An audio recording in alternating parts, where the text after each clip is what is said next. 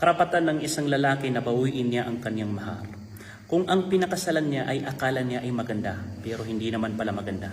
Kung ang pinakasalan niya ay akala niya ay birhen, pero hindi naman pala birhen. Subhanallah.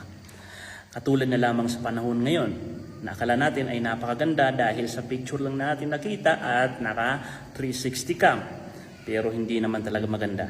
Okay? Allah Ta'ala alam. Karapatan ng isang lalaki na bawiin niya ang kanyang mahal. Kung ang pinakasalan niya ay akala niya ay maganda, pero hindi naman pala maganda. Kung ang pinakasalan niya ay akala niya ay birhen, pero hindi naman pala birhen. Subhanallah. Katulad na lamang sa panahon ngayon, na akala natin ay napakaganda dahil sa picture lang natin nakita at naka 360 cam, pero hindi naman talaga maganda. Okay? Allah Ta'ala alam.